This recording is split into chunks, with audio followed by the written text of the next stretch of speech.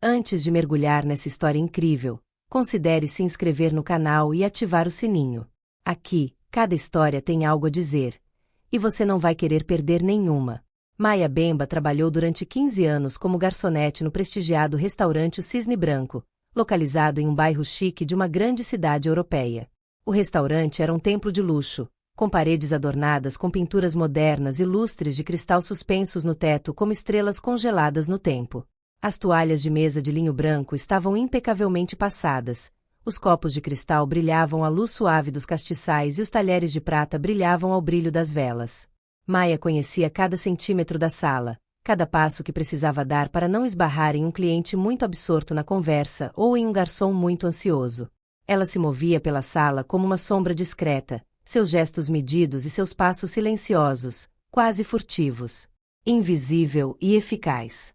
Ela era o motor silencioso do restaurante, garantindo que tudo estivesse perfeito, sem nunca chamar atenção para si mesma.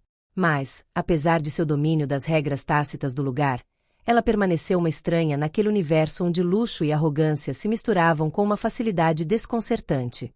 Os clientes, sorrindo com incrível condescendência, tratavam-na como um mero instrumento a seu serviço, um instrumento que usavam sem nunca se preocuparem em ver ou apreciar sua humanidade.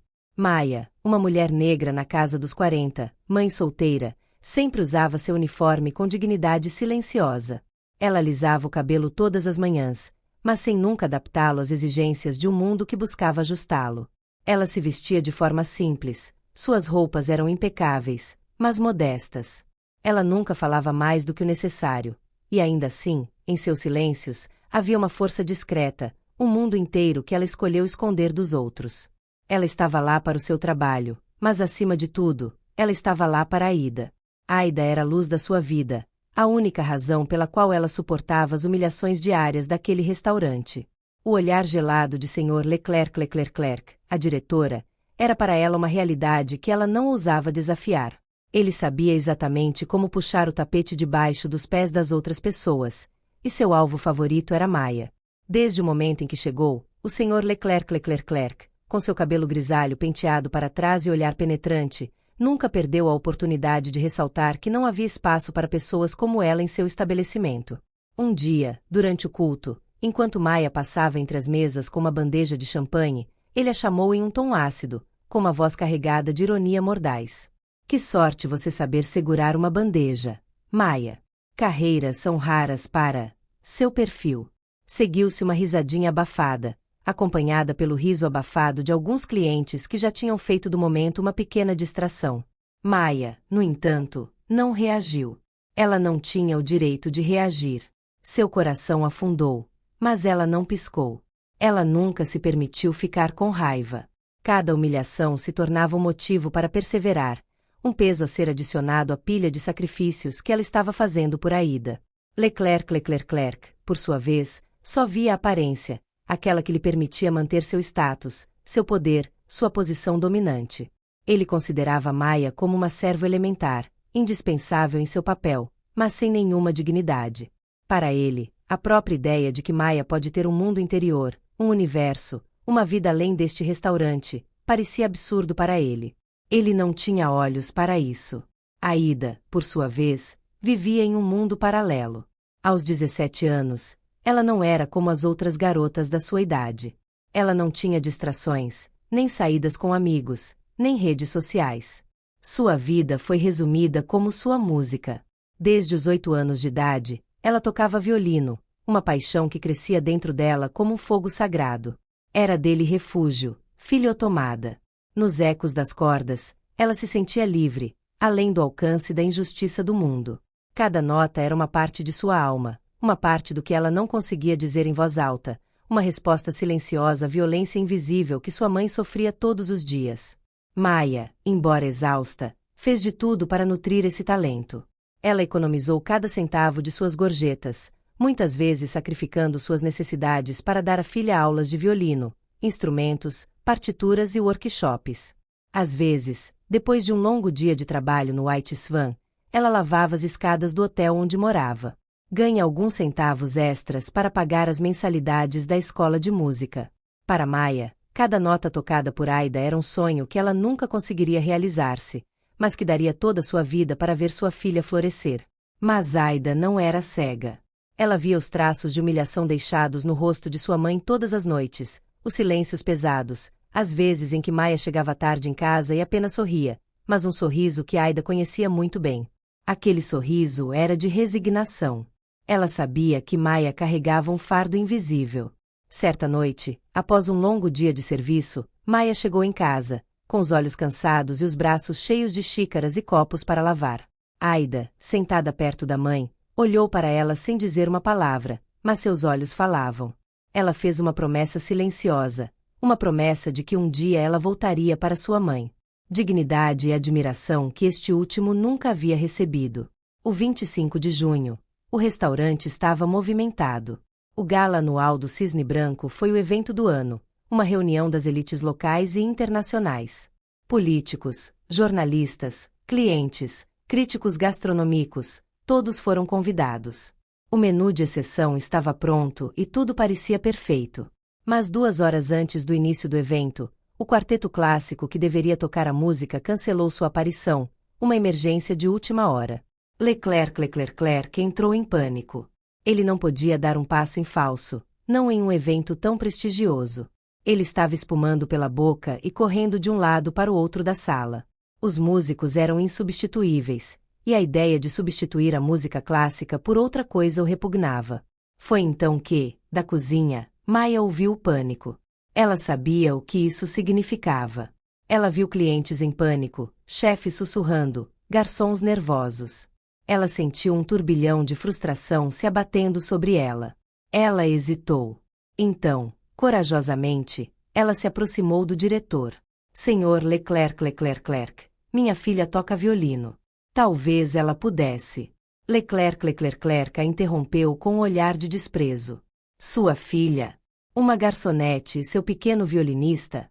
Por que não seu gato, já que estamos falando nisso? Maia, chocada, recolheu-se num silêncio que Leclerc, no entanto, nem percebeu. Mas o chefe de cozinha, que conhecia o talento de Aida pelas poucas histórias que Maia lhe contava, interveio. Ela é incrível. Dê uma chance a ele. Você não tem mais ninguém, certo? Sob a pressão dos acontecimentos, e contra toda lógica, Leclerc cedeu. Mas em seu olhar, havia apenas um desprezo gelado, um desprezo que ele reservava para aqueles que considerava indignos. No entanto, ele não sabia que o que viria a seguir seria sacudir seu mundo para sempre. Exatamente às 20h30, Aida entrou no grande salão do Cisne Branco, quase como uma aparição inesperada, uma presença quase irreal neste mundo de luxo e prestígio. Ela usava um vestido preto simples e elegante que contrastava com a opulência dos ternos e trajes de noite dos convidados. Seus cabelos, cuidadosamente trançados, emolduravam seu rosto calmo e determinado. Os convidados, sentados em suas mesas, trocavam olhares intrigados, sussurrando em voz baixa. Uma jovem sozinha, sem orquestra, com um violino? A audácia da situação não lhes escapou. Ela sentou-se em uma cadeira simples de madeira. O contraste com a encenação da gala era impressionante. O restaurante, banhado por uma luz fraca, de repente pareceu congelado ao seu redor. O olhar de todos estava fixo nela, intrigados e perplexos. Um silêncio quase palpável caiu enquanto Aida lentamente levantava o arco e o colocava delicadamente nas cordas. O mundo parecia prender a respiração. As primeiras notas escaparam do violino, cristalinas, profundas, vibrantes de emoção. A música, inicialmente tímida, ganhou força, envolvendo o ambiente com uma intensidade rara. O próprio tempo parecia suspenso, como se cada som mudasse a atmosfera e transcendesse o espaço. Ela tocou uma peça clássica com tanta maestria que era possível sentir cada vibração de sua alma em cada corda que ela tocava. Então, sem hesitar, ela continuou com sua própria composição.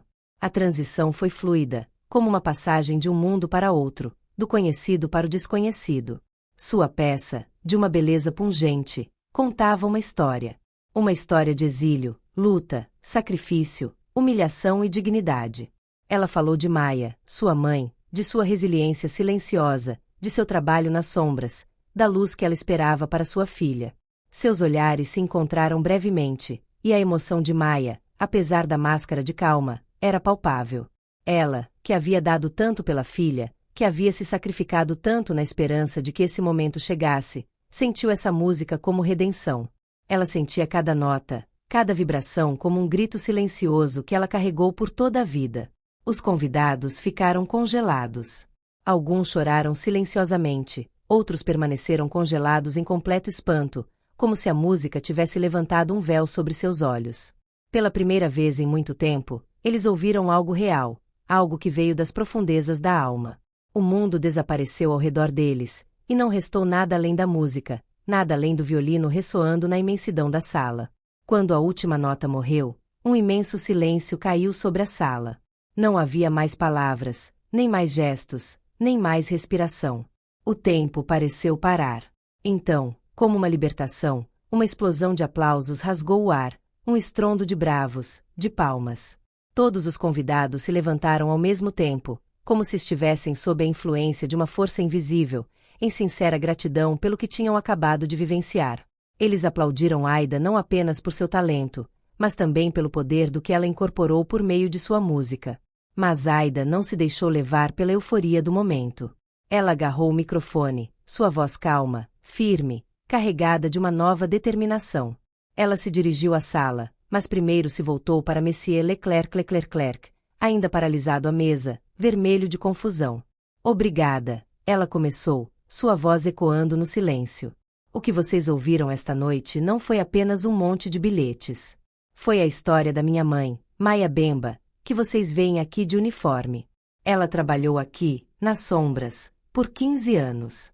Ela serviu vocês com elegância e discrição, sem nunca receber o respeito que merecia. Os sussurros cessaram, as cabeças se voltaram para Maia, que permanecerá nas sombras, como sempre, mas agora sua figura parecia mais alta, mais imponente, como se a música de Aida tivesse sublimado, tornando-a mais visível do que nunca. Ela estava lá, em plena luz do dia, mas ninguém a tinha visto antes. Aida continuou, as palavras escapando de seus lábios com uma doçura pungente, mas inabalável. Ela o serviu com dignidade, com amor, mas você, Sr. Leclerc, você a menosprezou, você a humilhou, você a ignorou. Você nunca a viu, nunca a ouviu. Mas hoje, foi ela quem me trouxe até aqui. E você era surdo a tudo que ela era. Talvez tenha sido preciso um violino para que você finalmente ouvisse. O silêncio caiu novamente. Um silêncio pesado, quase opressivo. Nenhum som passou, até mesmo os aplausos que haviam irrompido pouco antes pareciam distantes, como se o próprio ar estivesse suspenso pelas palavras de Aida. Então, lentamente, mas com força inegável, o estrondo de aplausos recomeçou. Desta vez ele foi ainda mais forte, mais franco, mais sincero. Os convidados ainda estavam de pé, mas seus aplausos eram mais do que apenas um sinal de educação. Foi uma verdadeira homenagem, um ato de reconhecimento da dignidade de Maia e sua filha. Leclerc, por sua vez, permaneceu congelado. Seu rosto estava pálido, seu olhar perdido. Ele havia perdido toda a sua confiança, todo o seu poder aparente. Ele não sabia mais onde se esconder. Ele era o líder, aquele que pensava ter tudo sob controle e que tinha acabado de ser humilhado publicamente. Mas nessa humilhação, foi ele quem finalmente foi visto como ele realmente era. E Aida? Ela tinha acabado de fazer uma revolução silenciosa com uma única nota, um simples gesto. Na manhã seguinte, a cena que chocou a noite anterior se espalhou em velocidade vertiginosa nas redes sociais. Alguém entre os convidados da gala teve a presença de espírito de filmar o momento em que Aida, após sua performance magistral, dirigiu suas palavras pungentes ao Sr. Leclerc. O vídeo, cru e sem filtros, capturou a intensidade da emoção e o poder da verdade que acabará de ser revelada. O título do post foi tão impactante quanto a cena em si. A filha de uma garçonete agita um salão de gala com seu violino e revela uma verdade oculta. Naquela mesma noite, o vídeo se tornou viral. Milhões de visualizações, centenas de compartilhamentos. Comentários surgiram de todos os lados. Mensagens de apoio, manifestações de admiração por Aida e sua mãe, denúncias de injustiças sociais e raciais, apelos por maior respeito àqueles que trabalham nas sombras. As pessoas se identificaram com a história de Maia, uma mulher que ficou invisível por anos, reduzida ao papel de garçonete em um restaurante de luxo. Agora, graças à filha, ela estava se tornando um símbolo de dignidade e resiliência. A mídia rapidamente divulgou a história. Jornais de prestígio, programas de televisão, blogs e revistas queriam entrevistar Aida. O jovem violinista, que se tornou uma estrela inesperada da noite para o dia, agora estava sob os holofotes. Convites para concertos, ofertas de bolsas de estudo para continuar seus estudos e propostas para participar de festivais internacionais de música não paravam de chegar. Ela estava se tornando um fenômeno. Mas, além da glória, Aida permaneceu fiel a si mesma, calma e modesta. Ela não buscava fama, apenas a verdade. E hoje, não era mais a fama que ela buscava, mas uma forma de prestar homenagem à sua mãe, a mulher que tanto se sacrificou para que ela pudesse viver seu sonho. Em entrevistas, Aida falava de sua mãe com devoção silenciosa, um amor profundo que brilhava em cada palavra que ela dizia.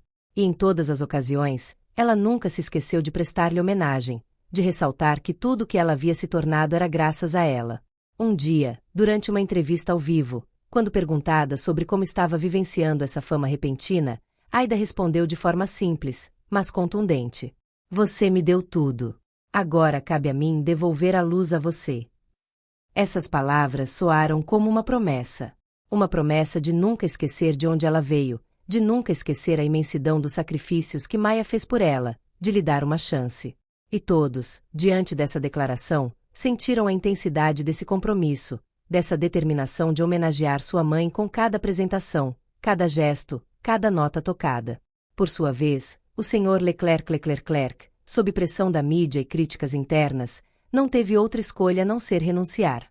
A vergonha de sua derrota pública, a humilhação de ser exposto como um homem sem coração, desprovido de empatia, tornou-se insuportável. Mas além de sua renúncia, foi a pressão de seus colegas e dos funcionários do restaurante que o fez desistir. Os sussurros nos bastidores, os comentários duros daqueles que o temiam há anos, as duras críticas da mídia finalmente o atingiram. Ele acreditava ser invencível em sua posição de poder, mas subestimou o poder da verdade e o poder da dignidade humana. Quanto a Maia, ela ficou no White Swan, mas não como garçonete. Após o escândalo, a gerência do restaurante, num gesto de reparação e reconhecimento tácito, ofereceu-lhe o cargo de gerente do refeitório. Era uma posição de grande responsabilidade, onde ela supervisionaria uma equipe de garçons, gerenciaria eventos e estaria envolvida na administração diária do restaurante. Essa posição, uma ascensão significativa na hierarquia do restaurante, era um sinal de reconhecimento pelo seu trabalho árduo e, acima de tudo, um ato de reparação pelas humilhações que ela havia sofrido durante anos. Maia aceitou a oferta sem hesitar, mas com uma nova serenidade. Ela não precisava brilhar para se sentir valorizada.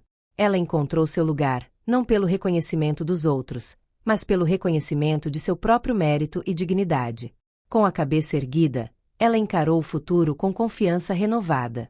Um ano depois, Aida, que continuou sua ascensão musical com rara intensidade, fez seu primeiro concerto solo em um grande salão nacional. Os ingressos foram vendidos há meses, e a imprensa compareceu em peso. As críticas foram ótimas, e sua performance foi aclamada como o surgimento de um novo talento excepcional. Mas, naquela sala lotada, um olhar em particular chamou sua atenção, o de sua mãe, sentada na primeira fila, com o rosto marcado pela emoção e o coração transbordando de orgulho.